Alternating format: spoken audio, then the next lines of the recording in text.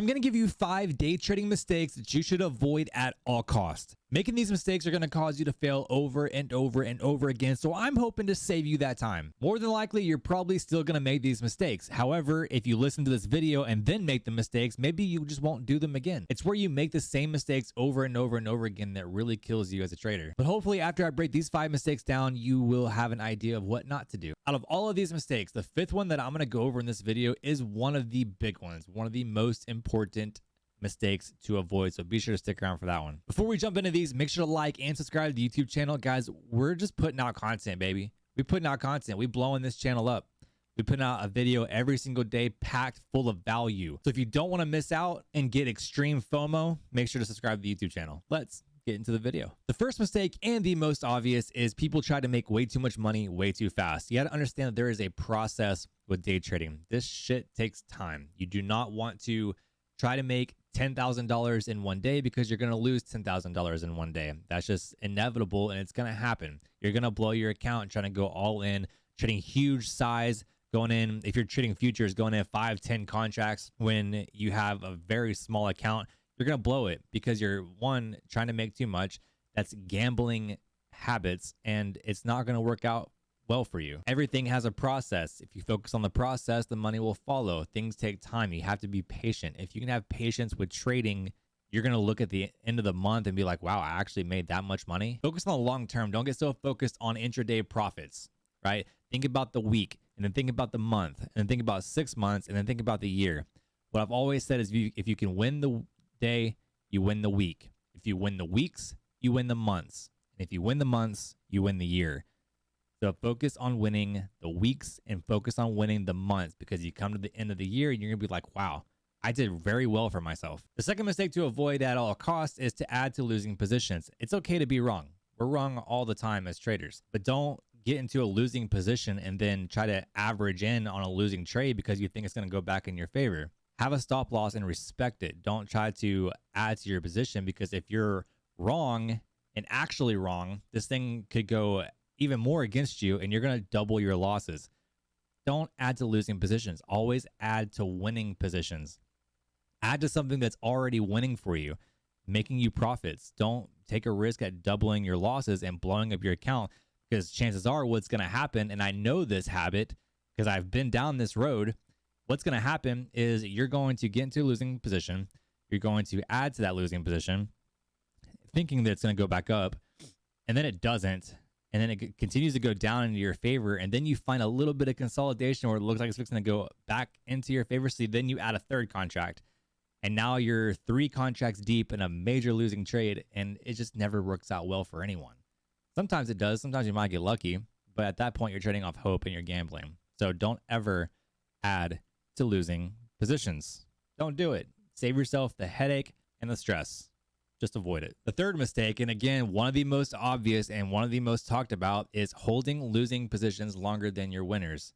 How is that a winning strategy? How are you going to be profitable if you hold losing positions longer than your winning trades? It's not profitable. You can't do it. You're not going to be a profitable day trader like that. What's going to happen is you're going to have a win streak of like 3 days, right? And then, no, let's just say a week. You're going to have a win streak of a week, full 5 days win streak. Then you get to next week, and then you have 1 to 2 days of losing that wipes out the entire week before, because you allow losing trades to go longer than your winners. You could have, $200, $300, $500 days, and then you get to, the next couple of days where you're losing $1,000, and then you just completely wipe out all your profits from the week before. Never, ever, ever allow losing trades to go longer than your winning trades. Always have a profitable strategy and profitable mindset, and hold those winners longer than your losers. I know it's easier said than done. When you get into the mix of it, you don't ever want to be wrong on a trade, right? As humans, it's in our nature to not want to be wrong. We want to try to justify and defend not being wrong. But in trading, the market don't give a shit about your feelings. It don't care. It's going to do what it wants to do. So the quicker that we can say, you know what, I was wrong on this trade, I need to get out of this, reevaluate, reassess, maybe go take a walk outside, take the little puppy for a walk down the street, and then come back and look for another entry. Sometimes we need to do that. I do it all the time. But whenever you come into a trading day, have the mindset that I'm going to kill my losses quickly, follow my plan, and I'm going to make sure that my winners are always bigger than my losers. The next mistake that you need to avoid at all costs is reversing positions on a losing trade. I can't tell you how many times I have gotten to a losing trade and be like, you know what? I should have went short instead of long. So I immediately kill my long and get short, and then it goes long on me and running against me on my short. Can't tell you how many times that happens. Don't feel like you're missing out on a move after you get into a losing trade, right? Get into a losing trade and it's losing, kill it, and don't try to reverse your position to catch the move that's actually going in. I can't tell you how many times this happened to me. I have gotten in, let's just say a short, right? I would get in a short and I'm expecting it to go down, and then it runs up on me, and then I immediately kill that short because everything is going long. So I immediately switch my position to a long position to catch the move going up, and then it immediately reverses and goes back down. That's called chasing, right? I was chasing trades. Don't chase. Quit chasing trades. Don't reverse your trades because you were wrong on the first one, right? Be wrong. Be okay with being wrong, and let's move on. I promise you're going to save yourself a lot of stress. All right, the fifth and most important mistake to avoid. Please, please, please, I am begging you, do not do this. Don't do it. It's not worth it. I promise you, it's not worth it. Do not trade major news events. Events like FOMC, CPI. Do not trade those. You're going to get absolutely murdered. Your account gonna blow, right?